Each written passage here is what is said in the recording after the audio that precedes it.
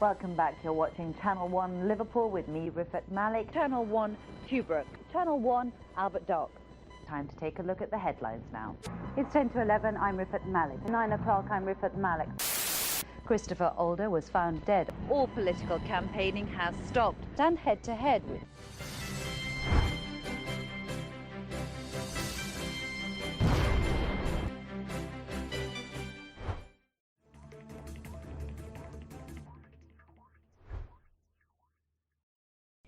Hello and welcome to the Muslim Viewpoint, a new video podcast series powered by the nonprofit national media platform American Muslim Today. I'm your host, Maya Gaylor, and today we are continuing our Get Out the Vote series.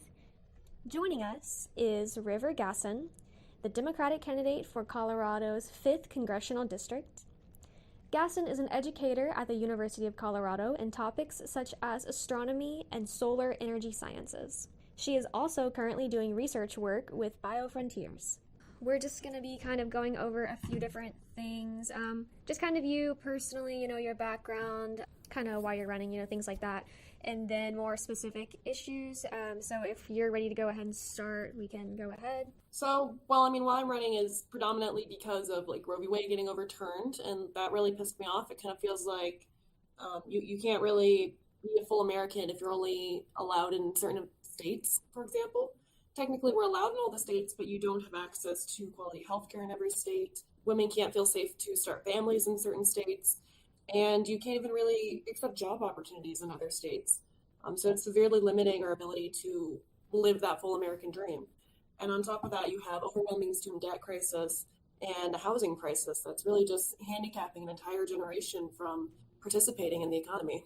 And then so kind of right to your role, can you tell us why you specifically would be better suited to represent your community rather than the Republican candidate, Jeff Crank?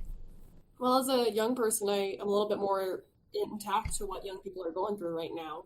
And on top of that, I do feel like we need more progressive policies to really pick up our economy. We need to put science in the chair and have science, take the wheel when it comes to who's going to determine what we do with our natural resources, how are we going to prioritize our water.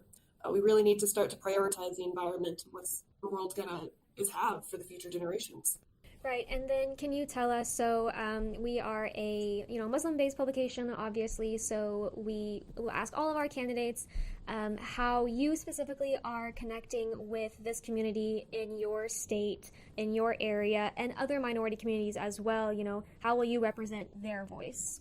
Yeah, well, El Paso County, Colorado is predominantly white. 15% of the population is Hispanic, and another 5 to 10% is not white and not Hispanic. So it is really a minority, which is really not great. I mean, we have a horrible history of racism here, and with the KKK once being in Colorado Springs. So we have a lot to overcome, but the Colorado Springs that I have seen in, the years that I've been here is one that is continuously growing and continuously trying to be better. I think we have some real systemic issues when it comes to younger people of color and women getting into these more complicated fields, and then allowing them to thrive once they are in graduate programs as well, so they can continue to succeed, for example, after they graduate as well. That's going to mean, looking at the housing crisis and the systemic issues behind it, fixing the redlining issues, and it's going to require, universal childcare, adequate funding for public education, and making sure that we have enough for Pell Grants and Pell Grant recipients, so that we can start to level the playing field a little bit.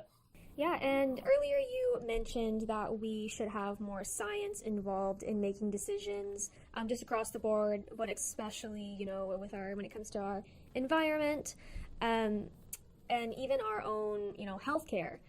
So how can you as a research scientist help make decisions on these policies? Yeah, well, when it comes to healthcare, we do have a severe gap when it comes to age. Younger people are less likely to have health insurance. And, women, and especially women of color, are less likely to be taken seriously when it comes to health crisis issues. If you're a Black woman, for example, you're twice as likely to die in childbirth or even in postpartum that 1 year after you deliver a child than a white woman. It's because we're not really recognizing the symptoms when it comes to the health problems of women and when it comes to the health problems of minority, especially. We need to start to invest in research. We need to start to look at what is happening in our society, limiting the life expectancy of some people. And we also need to look at clean water. We need to look at access to food, access to affordable housing, access to adequate education, and all of these that really play into a high quality of life.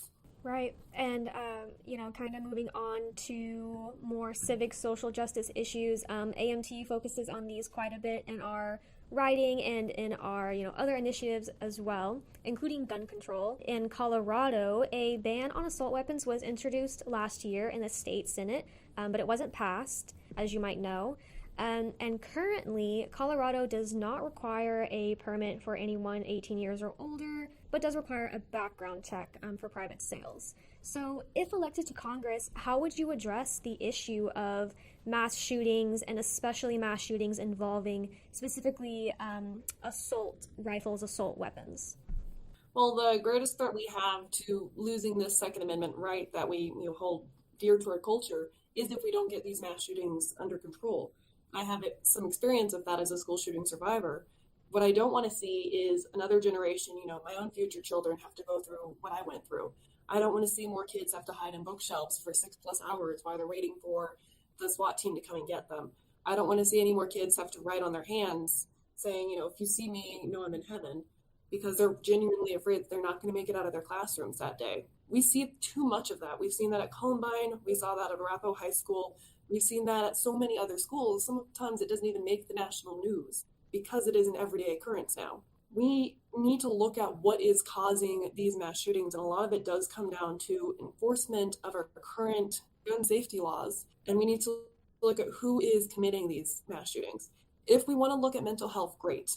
Then let's prioritize mental health. Let's give everyone access to free, high-quality mental health care, especially teenagers, and especially teenage boys, who are more likely to be the perpetrators of these mass shootings. The shooter of my own high school was an 18-year-old boy, and they are in fact children at 18. Your frontal cortex is not fully developed. We do need to have extra precautions when it comes to 18 and 19-year-olds before they get firearms, because they're more likely to be at risk with them. Yeah, and several times, as you've mentioned, the economy is an issue for all of us, Republicans, Democrats, people who don't vote. It's an issue on everyone's mind as prices on groceries, medicine, and housing continue to rise. What legislation do you believe is necessary to address the issue of inflation? Well, I think we have, our interest rates are too high. And I also would go as far as saying our sales tax is too high. Sales tax is impacting individuals who spend their entire paychecks at the grocery store, who spend their entire paychecks, just getting by, compared to people who are putting more money in their savings. So you end up having lower income communities paying more of their income towards taxes than the wealthier Americans. We need to look at taxing the billionaires. We need to look at closing the loopholes that a lot of the elites in our country are finding out of taxes, so that way they pay their fair share and we're not putting that cost on the consumer anymore. We need to lower the cost of food, quite frankly.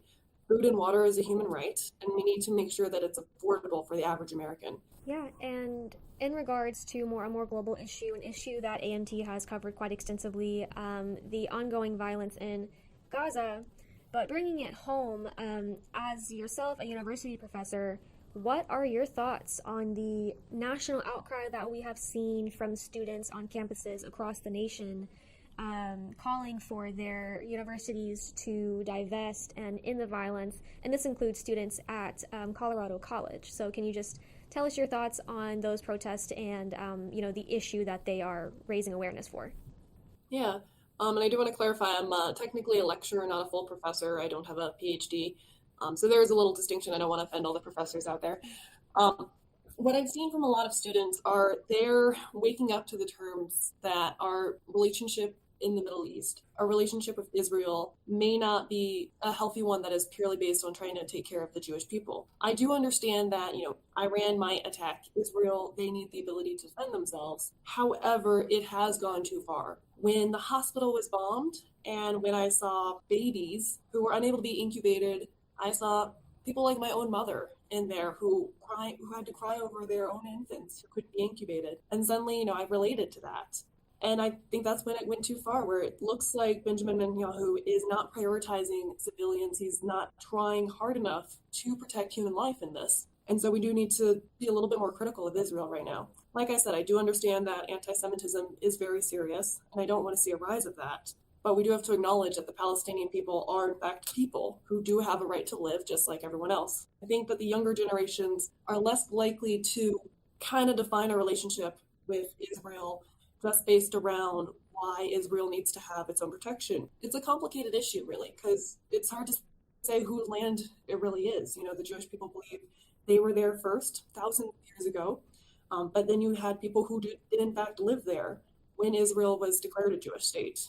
You can't really just take home away from anyone, and so there just needs to be an avenue of peace. And if that avenue of peace is not there, I don't know if this home really needs to belong to anyone. I just don't want to see anyone die, quite frankly, and I think that's where everyone is. Well, I don't have any further questions for you, Ms. Gassen. Thank you for joining us today. Is there anything else you would like to add about yourself or your campaign? So this is a grassroots campaign, and we're doing our best here, you know. I want to really just amplify that this is a campaign that is powered by people. And at the end of the day, it's going to be people who vote. The last time we've had an open seat was in 2006, and Democrats did get a 13-point advantage in that election. So we do have a really good fighting chance. I've seen a lot of Democrats in El Paso County. I've seen a lot of Democrats here. And I've seen the town, my own hometown, become more progressive over the course of the last 10 years even. We're a city that is continuously advancing, continuously trying to grow.